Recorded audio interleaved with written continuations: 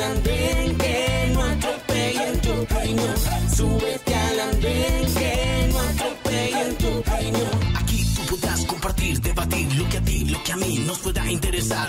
Son muchas voces unidas en una, nadie te viene. Bienvenidos, aquí comienza El Andén, el programa de jóvenes para jóvenes, donde hablamos en el lenguaje de los jóvenes de la política, de las noticias de la semana y de lo que ha concentrado la atención del país en esta semana en la que tenemos nuevo partido político.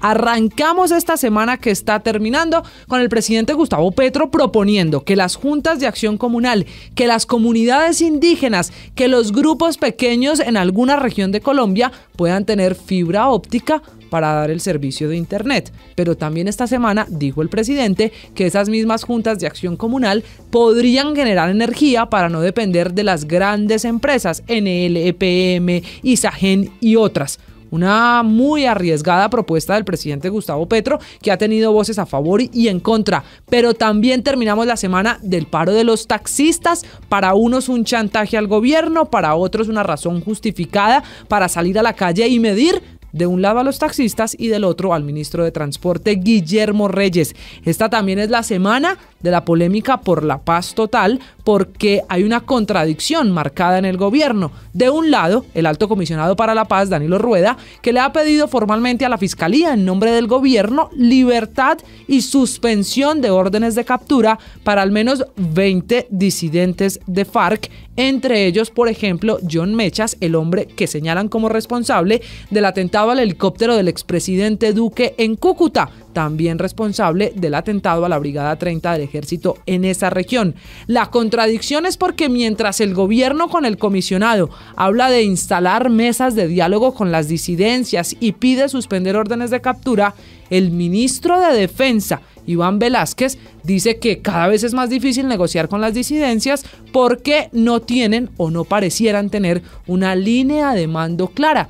Como quien dice, están matando a quien les da la gana dependiendo quién sea el delincuente o el jefe de alguna línea de esa disidencia, lo que hace sin duda muy difícil la situación para la paz total del gobierno del presidente Gustavo Petro. La semana de nuevo partido, les decía hace un segundo, nació la Fuerza de la Paz, el partido del presidente del Congreso, Roy Barreras. Y bueno, eso sacudió la política en Colombia porque es un nuevo partido de un hombre muy cercano al gobierno, quizá uno de los hombres que le habla al oído al presidente, pero es el propio presidente del Congreso, Roy Barreras, el que dice que la Fuerza de la Paz va a estar dentro del pacto histórico, lo que no cayó del todo bien entre Gustavo Bolívar, también el presidente de la Cámara, David Racero, que dicen, un momentico, no cabe todo el mundo en el pacto histórico, hay que evaluar quiénes sí, quiénes no, cuando Roy Barreras en su nuevo partido ya ha entregado la lista de los que serían candidatos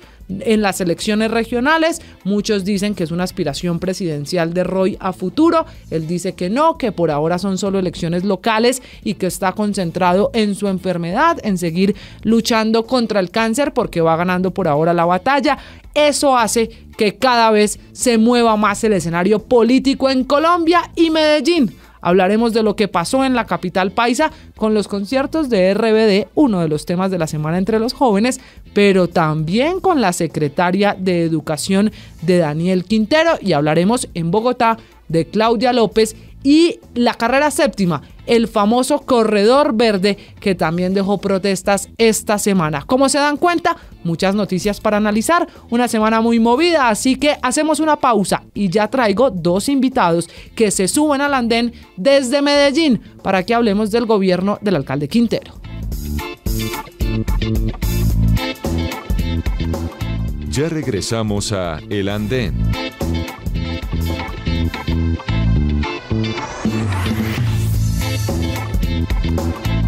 Y seguimos en El Andén, vamos a hablar de uno de los temas de la semana. Medellín, la muy bella capital paisa, ha sido noticia primero por lo ocurrido con los conciertos de Rebelde. La sensación, porque el grupo mexicano estará 3 fechas en el estadio Atanasio Girardot. Después, por lo ocurrido con un grupo de indígenas que llegaron a protestar precisamente a la alcaldía de Medellín, al centro administrativo La Alpujarra. Hay allí todo un problema social con los indígenas, pero de fondo, la razón por la que muchos miramos esta semana a Medellín fue por la decisión de un juez que envió a casa por cárcel a la que fue hasta esta semana la secretaria de Educación del alcalde Daniel Quintero. Les hablo de Alexandra Gudelo, la secretaria de Educación, que enfrenta ahora una investigación por presunta corrupción alrededor de 2 contratos que suman más de 2.700 millones de pesos, que fueron contratos firmados a través del programa Buen Comienzo y que se hicieron para darle alimentos a los niños más pobres en los días de cuarentena, en los días en los que todos estábamos en la casa por culpa de la pandemia. Y entonces esta funcionaria pasó a casa por cárcel y sin duda, más allá de cómo va la investigación, de la defensa que ha tenido el gobierno de Medellín y el propio alcalde Daniel Quintero de su funcionaria, esta noticia se convirtió en el hecho político de la semana en Medellín. Para entender lo que está pasando con los paisas, se sube al andén uno de los concejales que tiene voz y que tiene más reconocimiento en la ciudad. Les hablo de Lucas Cañas, concejal de Medellín. Bienvenido al andén. María Camila, un saludo especial y me subo al andén para contarle a la opinión pública cómo va la ciudad y cuáles son los retos que tiene, y especialmente en este momento tan difícil institucional, donde se necesita grandeza, inteligencia y unidad para resolver los inmensos problemas que tiene la ciudad. Concejal, ¿cómo ha pasado esta semana políticamente Medellín? Después de la decisión de un juez, eso tiene obviamente el asunto de corrupción, el asunto de la política de por medio. ¿Qué evaluación hace usted desde el Consejo de la Ciudad? Bueno, la evaluación es que hay mucha tensión, los ánimos están muy caldeados, la gente siente desconfianza, hay incertidumbre, y es natural porque cuando ocurre un tipo de suceso como el que ocurre hoy en Medellín, los que pierden finalmente son los ciudadanos, y esta crisis institucional es una crisis que afecta a Medellín y que afecta a la gente. Es muy lamentable lo que está ocurriendo frente a este tema en particular, y más cuando tiene que ver con los niños y niñas de la ciudad. Claro, concejal, la secretaria de Educación al final decidió renunciar. Usted, que está en el Consejo, que entre otras tiene funciones de control político, ¿qué sabe de este caso? Bueno, a mí me parece, y lo digo con sumo respeto, es que esa renuncia fue tardía. Uno, lo primero, cuando está en un cargo, uno lo que tiene que hacer es valorar y respetar las instituciones que representa. Las instituciones están por encima de las personas. Ella debió sustraerse del cargo inmediatamente que fue llamada a imputación o a una investigación, porque la ciudad no ve bien que un funcionario se aferre al puesto. Uno tiene que aferrarse a demostrar su inocencia, y eso es lo que esperamos que suceda con la exsecretaria de Educación, Alexandra, que pueda demostrar su inocencia, que se le demuestre en juicio si es culpable o no, y que se tengan obviamente todas las garantías y el debido proceso, pero ella debió hacerlo a tiempo. Ya no lo hizo, y eso generó toda la zozobra, no solo institucional, sino ciudadana. Por eso nuestro llamado es a que las instituciones en Medellín tienen que estar por encima incluso de los intereses personales y de los alcaldes de turno. Siempre hay que preservar la institucionalidad de Medellín.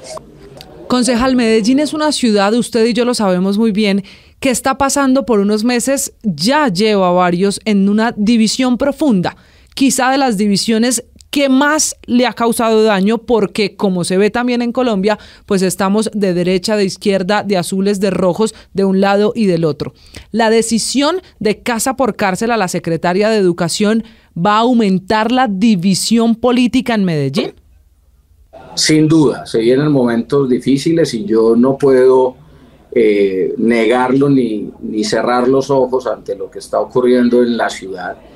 La ciudad está no solo polarizada, la ciudad está inmensamente desconcentrada. Tenemos políticos de las extremas señalándose unos a otros de los problemas de Medellín. Y eso también hace parte del fracaso de la política. Políticos que no presentan soluciones y que se tiran unos a otros buscando quién tiene la razón. Yo creo que la ciudad hoy necesita volverse a concentrar y priorizar, porque Medellín tiene muchos problemas y el ruido que hoy tiene la ciudad no nos deja pensar con claridad. Y por eso mi llamado es a eso, a que nos concentremos por la ciudad, porque el fracaso de la política y el fracaso de los políticos de extrema es ese, que no presentan soluciones, sino que se están señalando los unos a los otros. Concejal, pero usted dice que es el fracaso de la política y de políticos que no presentan soluciones. ¿Qué responsabilidad tiene el alcalde de Medellín, Daniel Quintero, en todo esto? Pues claro, tiene toda la responsabilidad, porque agitar más la división y agitar más la crisis institucional no es bueno para nadie. Es que pierde finalmente la ciudadanía. La ciudadanía pierde cuando tenemos políticos desconcentrados en las peleas y en la pugnacidad. Y por eso tiene toda la responsabilidad el señor alcalde. Y yo obviamente tengo para decir que si bien uno respalda desde lo humano y lo personal y está convencido de las actuaciones de una funcionaria, pero independientemente de eso debió recomendarle renunciar para que se defienda y demuestre su inocencia. Sí. Aferrarse a un cargo siempre está mal, porque es un mal mensaje para la opinión pública. Claro, usted es del Partido Conservador, ¿verdad, concejal Cañas? Soy conservador, sí, y señora. Hoy son partido de gobierno en la capital paisa. Políticamente, para que sigamos evaluando el escenario de la política, que es lo que nos gusta aquí en el Andén, los conservadores en Medellín siguen y van a seguir siendo de gobierno hasta el último día, hasta que finalice esta administración Quintero al final de 2023. Pero nosotros estamos en el gobierno porque hemos entendido una cosa, y es que no solo con oposición se resuelven los problemas. Yo soy de los que piensa de que necesitamos que la inversión pública llegue a los territorios, porque finalmente para eso también nos eligen, para que la gente tenga soluciones, para que lleguen las oportunidades, la oferta institucional. Y en ese sentido hemos acompañado el gobierno para que cumpla con el plan de desarrollo, que hoy todavía no se ha cumplido y que por eso necesitamos que se dé todas las condiciones y se mueva el acelerador, porque ya se está terminando el año y lo que necesitamos es soluciones para la gente. Y esa es la mirada política de la muy dividida Medellín, de la bella capital paisa, en los ojos y el análisis que hace un conservador, uno de los hombres más importantes en el Consejo, que es Lucas Cañas. Concejal, gracias por haberse subido al andén y esperemos qué dice el tiempo en estos últimos meses de gobierno, ya que usted habla de la importancia de políticos que presenten soluciones. Volvemos a hablar. Gracias por habernos acompañado. No, gracias María Camila por la invitación. Un abrazo y seguiremos en el andén. Seguiremos subiéndonos al andén, sin duda, porque en 30 segundos saludo a otro concejal, a otra mirada que nos va a ayudar a entender qué pasa precisamente en Medellín. Les hablo de Daniel Duque, ya viene aquí en el andén. Continuamos con El Andén. Concejal, bienvenido a El Andén, gracias por acompañarnos. Daniel Duque, del Partido Verde. Hola Camila, muchas gracias por la invitación y aquí subido en el andén. Qué rico tenerlo aquí en el programa de Jóvenes para Jóvenes, donde cada semana hablamos de la política y esta semana fue la política la que nos hizo mirar a Medellín. Decíamos hace un momento que primero fue rebelde, después las marchas, pero lo de fondo en la capital paisa ha sido la decisión de casa por cárcel a la secretaria de Educación. Usted que ha denunciado este caso desde el día cero, que lleva ya años haciéndole seguimiento al programa Buen Comienzo, ¿qué evaluación hace de la decisión que toma un juez que le cuesta el puesto a la doctora Alexandra Gudelo? Camila, pues lo primero es decir que uno nunca le desea la privación de la libertad absolutamente a nadie. eso es una situación bastante calamitosa para cualquier familia.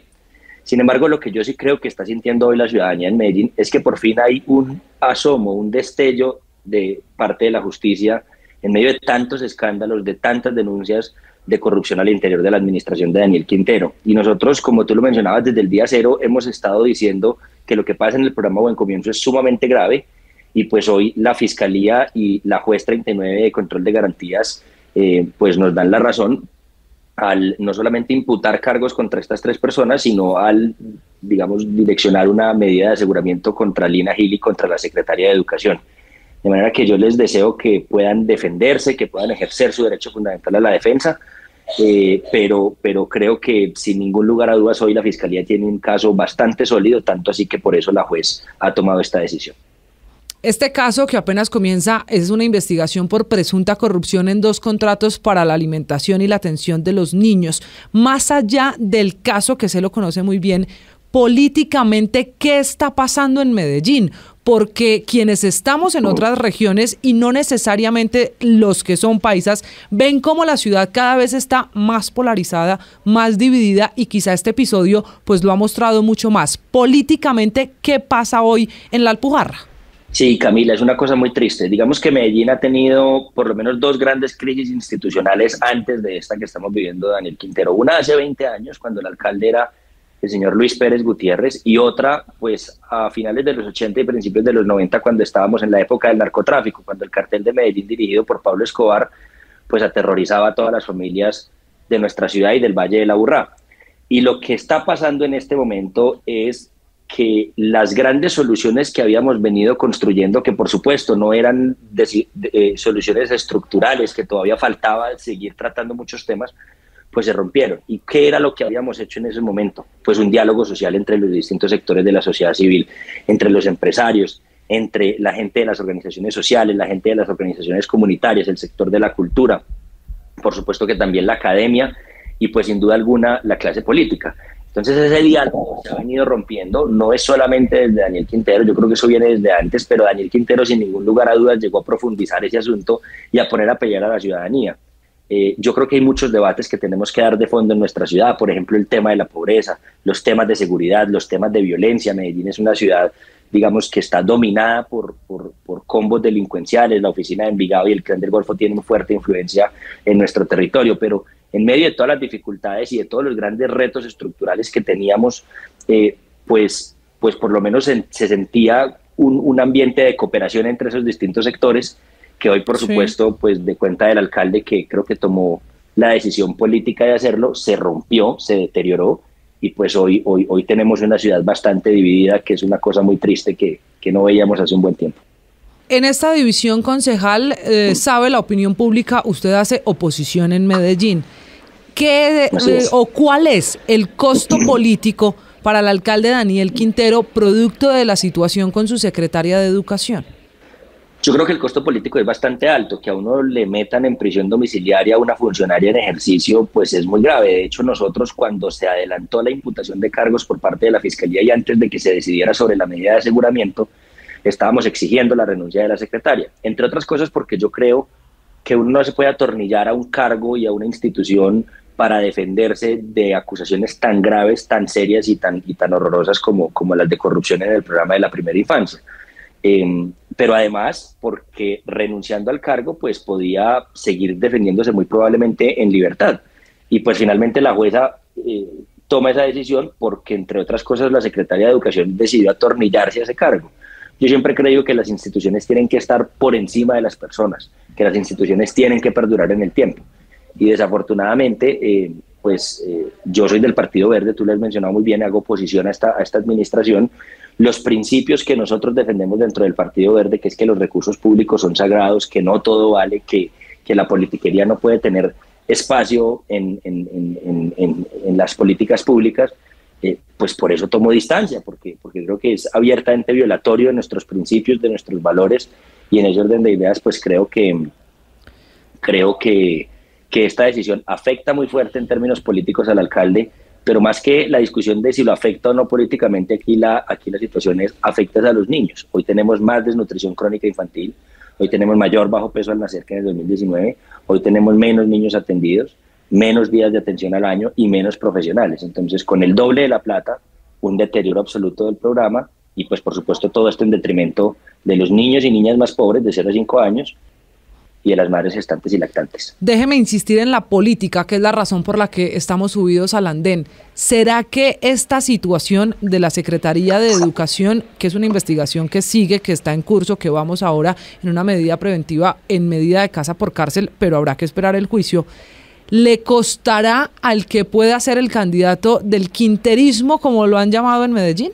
Yo creo que sí, sin ningún lugar a dudas. Hoy en Medellín la gente está mamada del alcalde Daniel Quintero. Es el alcalde más impopular desde que se hacen mediciones a los alcaldes electos por voto popular en nuestra ciudad.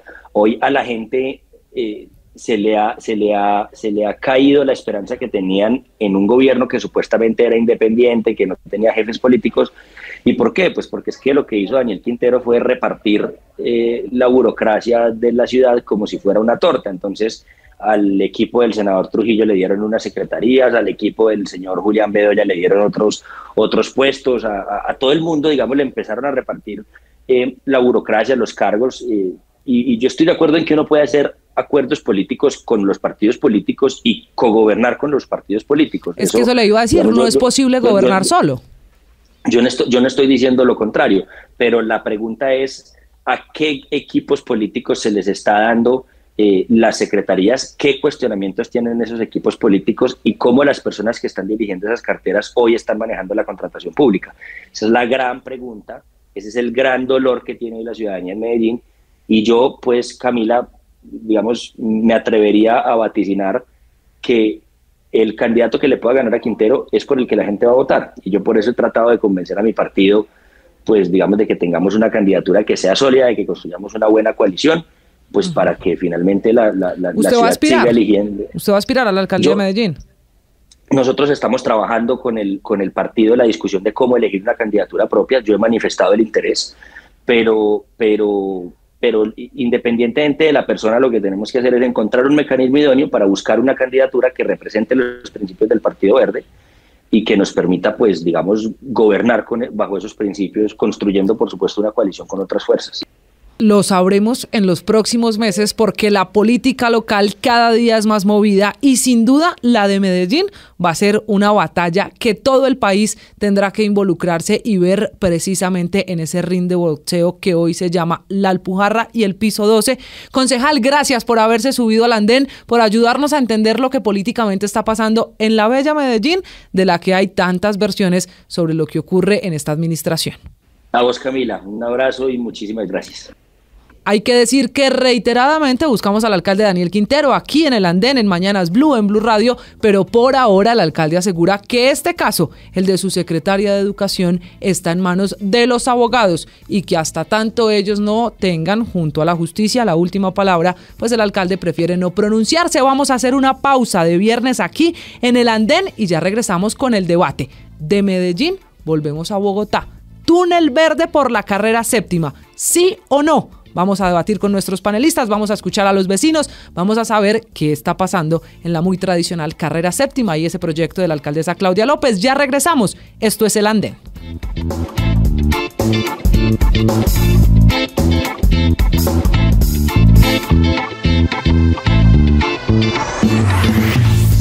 Continuamos con El Andén. Y seguimos en el andén, ya hablamos de Medellín, de lo que está pasando en la capital paisa y nos venimos ahora para la capital del país. Porque esta semana también fue semana de protestas. Por un lado, los taxistas con la movilización para exigir muchas cosas al Ministerio de Transporte. Que baje la gasolina, que haya más control a las aplicaciones, que no legalicen Uber, Didi, Cabify y otras. Una semana en la que también vimos protestas en Bogotá de quienes no están de acuerdo con el famoso corredor de la séptima, con el famoso cambio que quiere la alcaldesa Claudia López para uno de los sitios más representativos, una de las vías icónicas en la capital del país.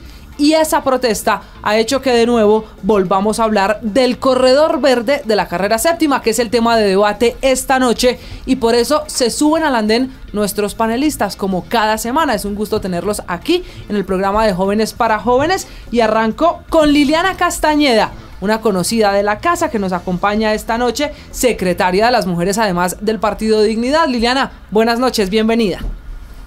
Hola Cami, muy buenas noches para Luis Fernando, a Daniela, a Ferman y a toda la audiencia del Andén. Un gusto como siempre estar acá. Vamos a hablar de obras, de Bogotá, de la carrera séptima y se suma Daniela Lucía Navarro, primera vez además en el Andén, bienvenida. Ella es abogada y es lideresa en Usaquén, así que su mirada, su conocimiento de ciudad nos va a aportar un montón esta noche. Daniela, buenas noches. Muy buenas noches Camila, a toda la audiencia y por supuesto a Liliana, a Ferman y a mi otro compañero de plan en esta noche. Vamos a debatir también con Luis Fernando Cruz, abogado, asesor legislativo. Luis Fernando, buenas noches. Camila, buenas noches, muchas gracias por la invitación. Un saludo muy especial a Fernan, a Liliana y a Daniela. Vamos a hablar también con Ferman, ustedes lo han visto, lo han escuchado, ha estado siempre en el grupo de panelistas del Andén, don Ferman Odair, administrador público y además asesor legislativo. Doctor, buenas noches. Sin el don y sin el doctor. Sin el don y sin el doctor, yo sabía que me lo iba a decir. ¿Cómo va? Bueno, buenas noches, muy bien. Un saludo para Liliana, me alegra que esté por aquí presente. A Daniela también, bienvenida. Muy chévere que esté aquí acompañándonos y a nuestros compañeros del día de hoy. La carrera séptima en Bogotá, ustedes coincidirán conmigo, es quizá una de las carreras que ha provocado, de las zonas de Bogotá, que ha provocado desarrollo urbano, pero también social. Y entonces aparece el famoso corredor de la séptima, el corredor verde. ¿Debe hacerse ese proyecto, Ferman, como está hoy planeado y lo ha socializado la alcaldesa Claudia López?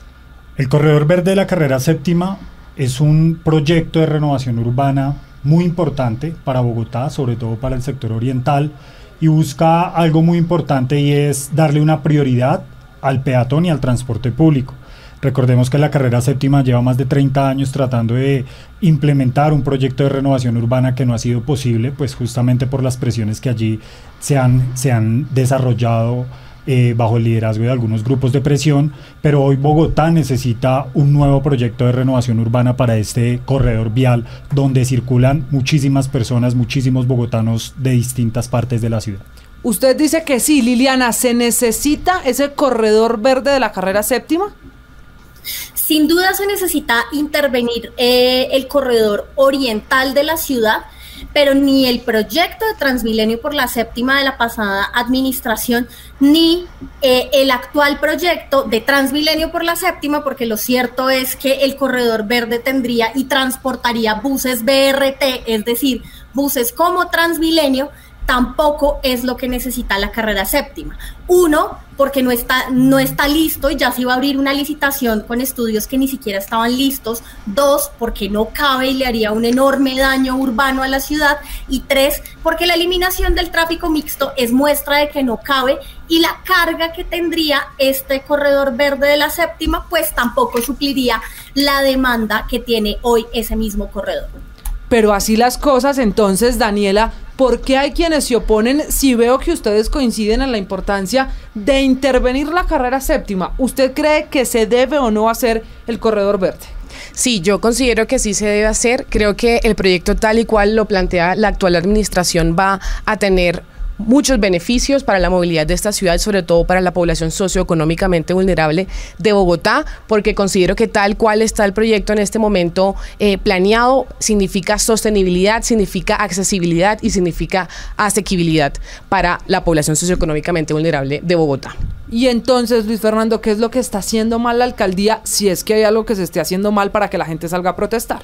Pues es que mire, Camila, yo creo que la alcaldía en este tema ha hecho todo mal desde el comienzo, porque Peñalosa deja la licitación de la séptima casi que contratada, digamos que un problema con unos jueces que lo suspendieron, pero cuando llega Claudia López revoca la alcaldía y monta un proyecto que en esencia es la misma vaina pero es mejorada, porque sigue siendo un corredor con buses biarticulados, con corredor exclusivo, pero con el agravante que, por ejemplo, ahorita de la 100 a la 40 en el proyecto de corredor verde solamente se deja un carril de sentido norte-sur. Entonces vamos a tener el mismo sistema de buses con carril exclusivo, pero con mucho menos tráfico para carro particular. Entonces esto va a generar una congestión impresionante en la circunvalar, en la 11, en la 15, y va a generar una afectación también en el comercio de todo Chapinero, que hay que ver hasta qué punto es válido tenerlo. Es que el corazón del proyecto como está hoy es que los carros particulares no compartan carril, por ejemplo, con los buses o con el servicio público, y entonces con eso que usted plantea pues aparecen las preguntas de qué va a pasar con la 11, con la 13 y con otras carreras. Sí, pero mire, de acuerdo a lo que plantea Camilo, la respuesta es, claro, se le va a quitar espacio al vehículo particular, pero se le va a dar al peatón y al transporte público. Aquí lo que estamos buscando es tener una mirada de ciudad, tener un proyecto que beneficie a los bogotanos y a las bogotanas de forma conjunta, sobre todo para las personas que viven en localidades como Usaquén, bien al norte, que hoy en día personas que vienen del sector del Ijacá, que vienen del sector de Soratama, de Barrancas, esas personas se demoran más de 2 horas en llegar hoy al centro de Bogotá. Y esto se debe al tráfico, a las congestiones que se presentan por la carrera séptima debido al gran número de vehículos particulares que por allí circulan. Priorizar el espacio público para el peatón y priorizar el espacio público para el transporte público le brinda mejor calidad de vida para los bogotanos. Yo creo que hay que hacer estos análisis también sobre números y sobre espacios concretos. Una de las grandes críticas que le hacíamos desde distintos sectores al proyecto en la administración pasada era, sí, por supuesto, que era contaminante, menos mal ahora los buses son eléctricos, qué bueno, que el operador ahora sea la Rolita, que es un operador público, ¿sí? Pero lo cierto es que aquí hay unos carriles separados, segregados, para buses de tránsito rápido que son iguales a los buses de Transmilenio, que van a necesitar más espacio. Yo estuve revisando con mucho cuidado los estudios y los planos urbanísticos y es bien curioso porque, por ejemplo, a la altura de la calle 80, el corredor mide entre 23 y 25 metros y los diseños dicen que el corredor verde, es decir, el proyecto de andén a andén, incluyendo los carriles donde pasan los buses y toda esta peatonalización, mide 32 metros. Luego, no cabe, lo cierto es que no cabe, se está buscando hacer un proyecto que se quiere meter a la fuerza por un lugar donde no cabe y aquí es donde estamos viendo que se hace un daño enorme a la ciudad. Primero eso. Segundo, el Consejo de Bogotá hizo un debate hace poco y a principios de febrero se le preguntó a la Secretaría de Movilidad y al IDU que cuánto costaba el proyecto. El director del IDU dijo 2.5 billones de pesos, pero resulta que según las cifras del mismo IDU en una respuesta al Consejo de Bogotá, esa cifra no tiene incluida toda la gestión predial, es decir, si se tienen que comprar más casas para ensanchar el corredor porque efectivamente no cabe, ese valor no está incluido entre los 2.5 billones de pesos. Entonces, ¿cuánto más le va a costar a la ciudad hacer un proyecto y meterlo a la fuerza, insisto, por donde no cabe? Y termino con esto, muy chévere, además hacer y privilegiar el transporte peatonal porque es la mayoría de los viajes que se hacen al día y el transporte público. Pero no por eso se tiene que infartar más unos corredores viales que ya están infartados en horas pico de norte a sur, la 11, la 13 y la circunvalar. Entonces, muy chévere que hagamos algo con la séptima, pero que lo hagamos bien. Así no es. Bueno, yo sí quisiera mencionar respecto a lo que está diciendo Liliana, que a mí me parece importante decir que aquí se están enfrascando mucho, y lo he visto en redes y lo he visto en el debate del Consejo, en el tema del carril de tráfico mixto, en el tema del uso para vehículo particular. Yo creo que no se puede, digamos, obviar o no se puede ocultar el hecho de que el corredor verde tiene la finalidad y el objetivo principal de cambiar esa pirámide de movilidad y dejar de priorizar el uso del vehículo particular. Y eso, si bien por supuesto el proyecto tiene que tener en cuenta medidas que vayan encaminadas a tratar de esa redistribución de carga del vehículo particular, como lo es el tema de disminuir en un 70% el SITP en carreras como la 11 o la 13, o como lo son los deprimidos de la 92 y la 85, para quitar el embotellamiento que ya tenemos en este momento para subir de la séptima a la circunvalar. Lo cierto es que la verdad es que el proyecto busca que el uso del vehículo particular no sea la forma o la priorización que tengamos que tener. Y yo estoy muy de acuerdo con eso porque primero hay que entender que la mayoría de viajes, según cifras del IDUT, que se realizan por este corredor verde, por la séptima en este momento, no son con vehículo particular, son o con transporte público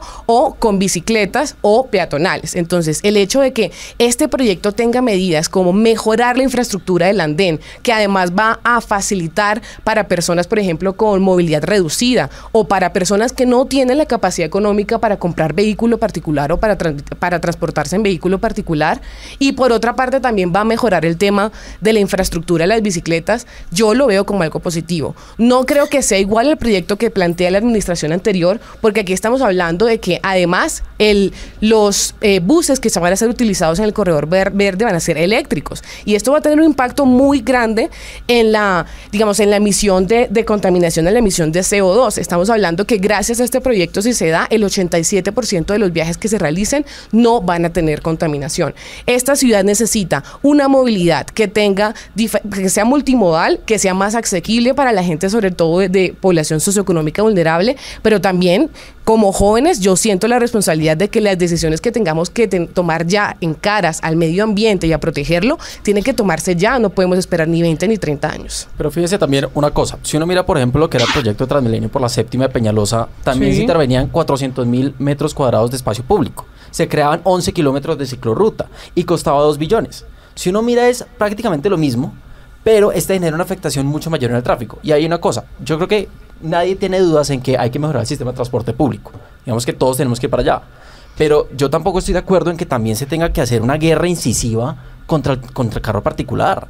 Porque el carro particular también es la fuente de subsistencia de cuántas familias, de los que andan en Uber, de los que necesitan transportarse al médico, mil esencias. Entonces, tampoco es legítimo que la alcaldía ande una persecución a cada rato contra el carro particular con medidas, también por ejemplo lo que es el pico y placa todo el día, de 6 de la mañana a 9 de la noche. Y eso también lo único que termina haciendo es saneando el déficit financiero de Transmilenio para que la gente sea obligada a usar el sistema. Entonces, claro que tenemos que mirar cómo mejoramos el sistema de transporte público, pero tampoco criminalizando el uso, ni el carro particular, ni satanizando a la gente que quiere usar su carro legítimamente. Pero no se está satanizando ni se está criminalizando el uso del vehículo particular, Camilo. Realmente aquí se está pensando, perdón, Luis Fernando, aquí lo que se está pensando es en darle una prioridad al peatón y al transporte público. Hoy en día, si usted revisa en el sector de Chapinero, la carrera séptima no cuenta con espacio público para los peatones ni para los ciclistas. Esta administración es la que ha implementado un bicicarril que le ha permitido facilitar la movilidad a millones de bogotanos. Y no es criminalizarlo, tampoco es que sean todas las medidas en contra del transporte privado o del vehículo particular, porque se están generando alternativas de movilidad. Hacia el norte y hacia el sur van a quedar tanto la avenida Circunvalar como la carrera 11, la carrera 13 e inclusive en el sector de Chapinero, de Chico Lago, en la UPZ, allí se plantea inclusive cambiar el sentido de la carrera 15. Y así las cosas, Ferman. Liliana, deme 30 segundos porque plantean la discusión sobre los vehículos particulares. Exacto. Y entonces lo dice el proyecto de la alcaldesa Claudia López de la alcaldía de Bogotá, que hay que incentivar y darle la relevancia al peatón y al transporte público. ¿Será que por el hecho de modificar y de darle relevancia al transporte público en un corredor como la séptima se van a acabar o van a disminuir los viajes de los ciudadanos de Bogotá que prefieran el carro particular? No. ¿Van a decir, como hay corredor verde, me bajo del vehículo particular? No va a pasar, porque además... Yo no creo. Dale, Liliana, dale. Vale, gracias. No, es que yo creo que aquí se están revolviendo peras con manzanas y yo creo que hay que separar las discusiones. Yo también creo que debe haber movilidad intermodal, que se debe privilegiar al peatón, la bicicleta sobre otros modos de transporte privado. Yo soy usuaria del ciclocarril de la séptima, yo sé que a mucha gente no le gustó, pero a mí me encanta porque me parece que ahorra un montón de tiempo en viajes largos. Pero hablar de una intervención del calado del corredor verde, de BRT, vuelvo y digo, de buses como Transmilenio, por la séptima, así sean eléctricos, es una barbaridad, porque lo más importante, claro, la guerra contra el vehículo particular es algo en lo que debemos detenernos, porque es cierto que la mayoría del parque automotor es de estratos 1, 2 y 3 y la gente lo usa como medio de subsistencia. Pero el punto más allá de eso, y para la planeación de ciudad de la que estaba hablando Daniela a largo plazo, es que no cabe, sencillamente no cabe, y se tiene que hacer o un daño financiero muy grande a la ciudad porque hay que comprar muchísimos más predios de los que ya se compraron, o sencillamente se tiene que hacer un corredor verde que sea chambón, que sacrifique precisamente la calidad de los andenes y la calidad de los espacios para caminar, para que quepan los buses BRT. Y te pongo 2 ejemplos, Ferman. El corredor de la carrera séptima en la calle 37 mide 18 metros, en la calle 53 mide 20 metros, y en la calle 93, que es uno de los puntos más, digamos, congestionados por los cruces que hay allí para la circunvalar, mide 23 metros. No cabe, sencillamente no cabe. O retroceden las edificaciones o no sé cómo van a hacerlo caber ahí. Y yo creo que más allá del argumento de la desvalorización de los bienes o del uso del vehículo particular, que aunque son legítimos, no son mis argumentos, está el argumento del daño urbano. Y a mí no me cuadran las cuentas. Mira, aquí lo que no cabe realmente sobre la carrera séptima es la cantidad de carros particulares que circulan hoy y los que van a seguir circulando hacia el futuro. Los datos que nos comparte Liliana están asociados, por ejemplo, en la calle 85 a la conexión que hay con la avenida Circunvalar para subir hacia La Calera, lo mismo que en la calle 92 para tomar la Circunvalar hacia el sur. En esos 2 puntos se van a construir unos puentes que van a facilitar la conectividad, eliminando el cruce semaforizado que hay allí y optimizando los tiempos de desplazamiento. Además, que el corredor verde se plantea en 3 tramos. El primer tramo, que se va a denominar el centro histórico, que tiene un componente muy importante, y es que va a conectar gracias al conector aéreo que va a haber allí, al transmicable, va a facilitar la conectividad y el transporte público de los habitantes de localidades como Santa Fe y La Candelaria. Y en el norte, en la localidad de Usaquén, que es otro punto crítico, allí también se va a construir otro cable aéreo para facilitar la conectividad de los habitantes de las zonas altas como Lijacá, como Soratama y todo ese sector alto que queda entre la 153 hacia el norte, arriba de la carrera séptima. Pero fíjese, yo creo que es importante mencionar 3 cosas. Primero, yo creo que estamos de acuerdo en que se necesitan esos puentes en la 92 y el 85. De hecho, si uno mira la séptima, el trancón, son esos puntos para subir a la circunvalar. Sí. Si uno logra poner esos puentes, quita la intersección, la séptima fluye muy bien. Primer punto. En segundo punto, si uno mira ese primer tramo del corredor verde, el tramo centro, que es hasta la 40, básicamente hasta la 40 se pone peatonal. Entonces, se prioriza el peatón allí. ¿Qué va a pasar? Imagínense el caos de movilidad con toda la gente que trabaja en el centro internacional. No, pero es que en ese sector, claro, ¿usted sabe cuál es la distancia que hay entre la séptima y la carrera 13? No, pero es que miren toda la gente, no póngala desde la 26 hasta la 40, que es todo el centro internacional. Toda la gente que trabaja ahí, qué dolor de cabeza para salir de ahí. Caminando entre la calle, en la carrera 13 y la carrera séptima, se demora 2 minutos. Pero yo sí quiero traer a colación respecto a lo que menciona Luis, que en su momento, por ejemplo, cuando volvimos y peatonizamos la séptima en el centro, lo mismo se decía, que la movilidad se iba a colapsar, que cómo ibas a llegar al centro en transporte público, cómo íbamos a llegar en carro. Yo trabajo en el centro y voy al centro y además utilizo la séptima porque utilizo la ciclorruta para llegar allá, y lo cierto es que la movilidad ni se colapsó y se logró literalmente cumplir el cometido, que era tener una séptima muchísimo más accesible. Y también quiero traer, por ejemplo, a colación lo que pasó, por ejemplo, en su momento cuando el hoy presidente Gustavo Petro quiso poner ciclorruta en la carrera 50. También se decía lo mismo, es que la movilidad va a colapsar, es que cómo vamos a hacer con el uso de vehículo particular, que estoy completamente de acuerdo contigo, no hay que satanizarlo. Yo también uso carro particular de vez en cuando. Sin embargo, sí, ¿qué pasó? Que hubo una demanda inducida.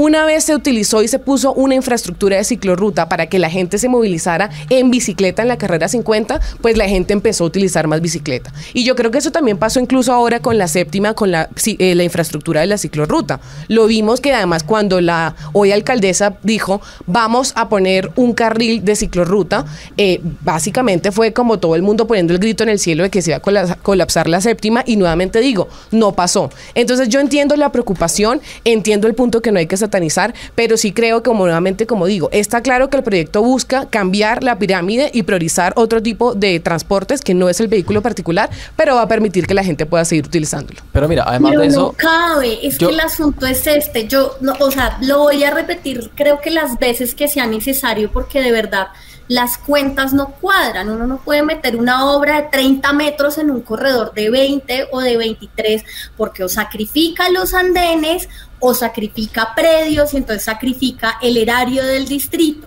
Pero además hay algo muy importante, las cifras oficiales dicen que el corredor tendría una carga de 12.000 pasajeros hora sentido en el área de Chapinero y el Centro Internacional y de unos 18.000 pasajeros en el sector de Usaquén, ¿sí? La carga que hoy tiene el corredor de la carrera séptima llevaría a que desde el año 1 de implementación, que según los estudios es 2028, esté a tope ese corredor verde, inclusive los buses estén a tope. Entonces vamos a tener una troncal, un corredor verde eléctrico igual, con un servicio igual de pésimo que el que tenemos en la Caracas, porque a esto sumémosle que vamos a tener unos buenos años de obra de metro por la Caracas, sea cual sea la modalidad y la tipología que no va a pasar, Liliana, ¿y sabes por qué? Entonces a eso hay que ponerle muchísimo cuidado.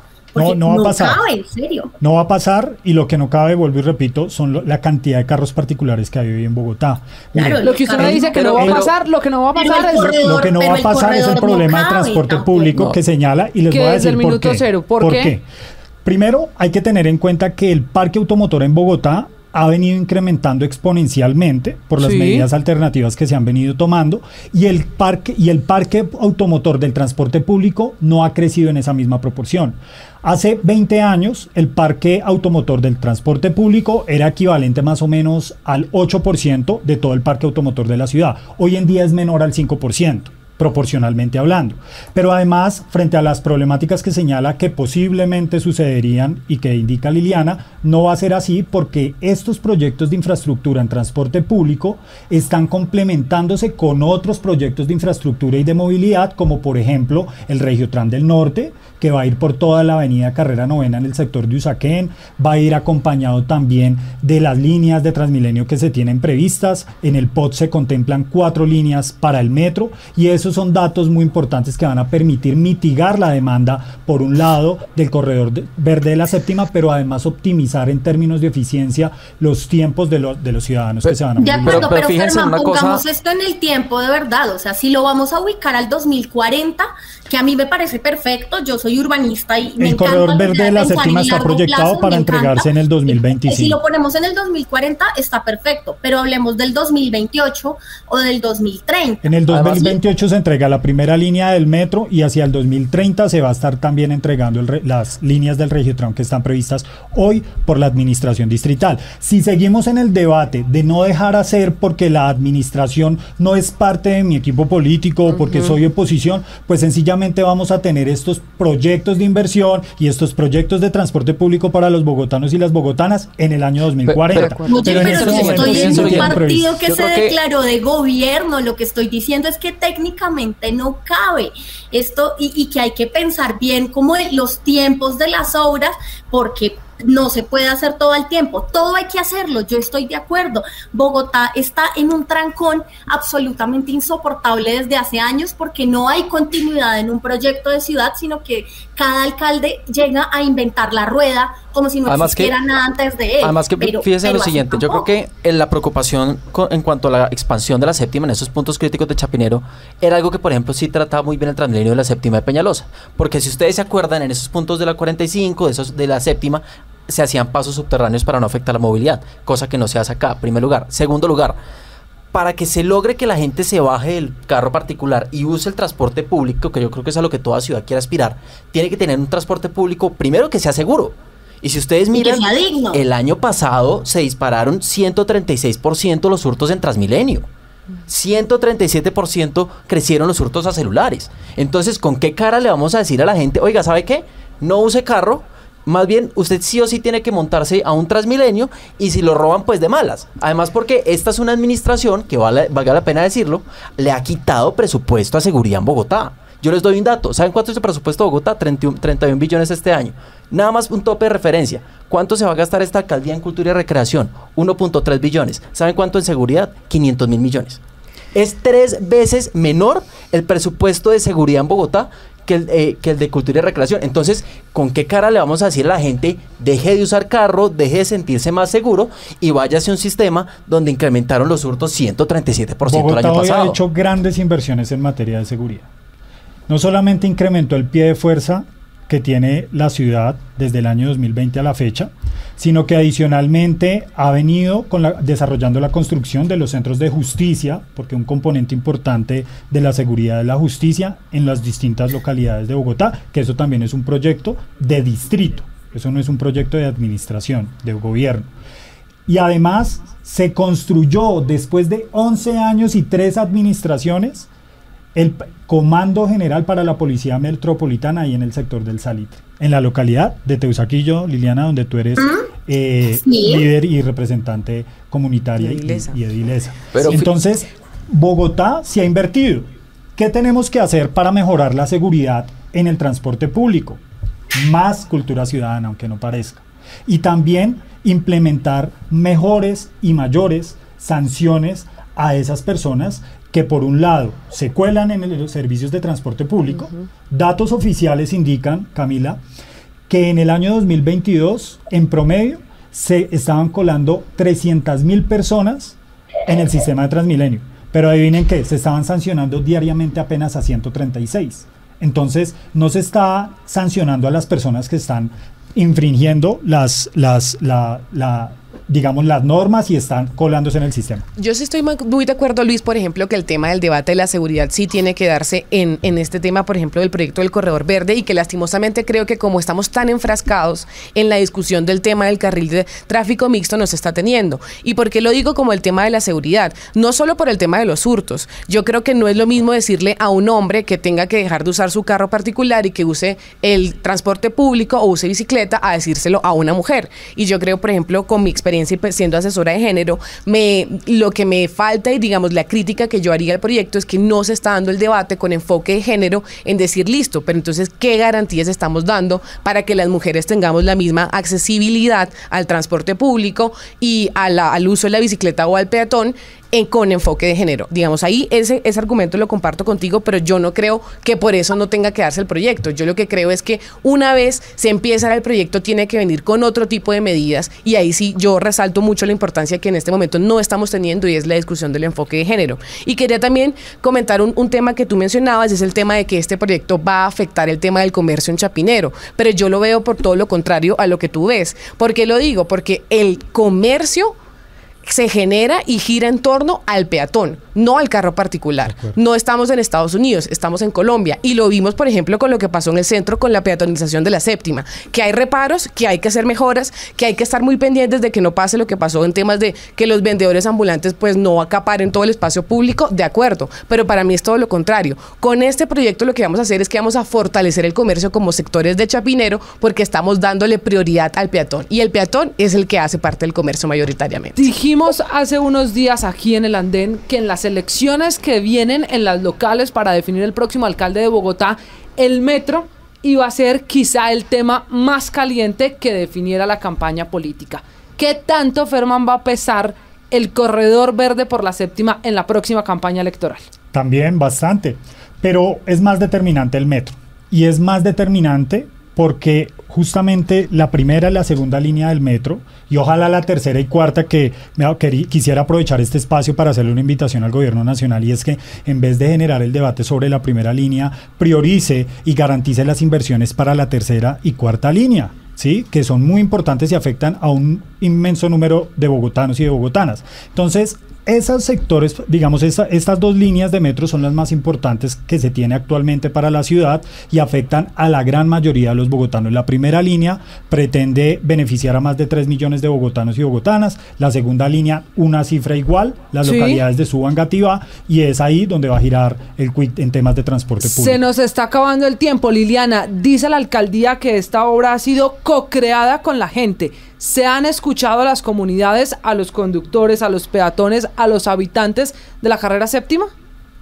Yo creo que hay una diferencia muy importante entre enviar un aporte, como cuando envías un correo electrónico haciendo una sugerencia o una pregunta, que eso también pasó con el POT, a de verdad tener participación. La participación incluye llegar a puntos de concertación, hacer propuestas de verdad colectivamente que la administración tenga en cuenta y modifiquen efectivamente el diseño. Entonces, lo que pasó, por ejemplo, en Chapinero y ya en la localidad de Usaquén, por las alturas de las 80 y tantas y 90 y tantas, fue que se hicieron unas exigencias y se hicieron unas peticiones, y para que cupiera el corredor, quitaron el carril del tráfico mixto, que no es el argumento, no es mi argumento más fuerte, pero es prueba de que ese corredor no cabe por ahí. Yo creo que la ciudadanía, ni un buen sector de técnicos y técnicas hemos sido escuchadas. Y creo que hablando también de enfoque de género, lo mejor que le podría pasar al corredor de la séptima es que tenga un nivel de servicio que permita tener unos buses libres de acoso, y la carga que promete tener ese corredor con esos buses de BRT, con esos buses tipo Transmilenio, no va a garantizar tener un transporte seguro para las mujeres tampoco. Para finalizar, Luis Fernando, esta discusión es muy parecida a la que se está viviendo en la calle. Al final, así están divididos los bogotanos. ¿Será que la alcaldesa Claudia López detiene el proceso de adjudicación que está en camino para este corredor, escuchando a la gente, o definitivamente nos fuimos con el proyecto como está? Yo no creo que vaya a escuchar ni 5 a la gente, y le pongo un ejemplo.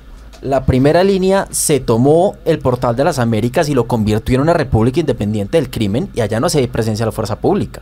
Pero salen los vecinos de la 94 a protestar pacíficamente en contra de un proyecto donde no los han tenido en cuenta, y ahí sí les mandan el SMAT con gas lacrimógeno a sacar la gente. Entonces, a mí me preocupa mucho, inclusive, uno puede tener muchas divergencias, pero me preocupa la actitud de la alcaldía, que no tiene en cuenta las preocupaciones de la gente, y esto se ha convertido en un tema de honor de la alcaldesa, así como el metro elevado es un tema de honor del presidente Petro.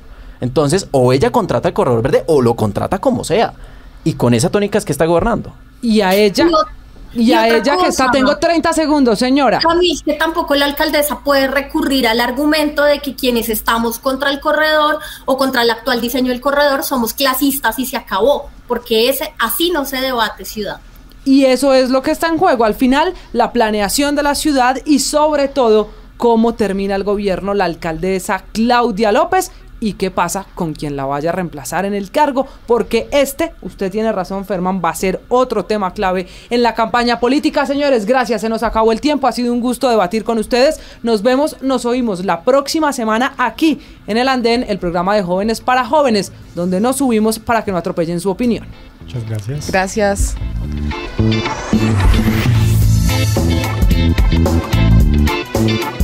Thank you.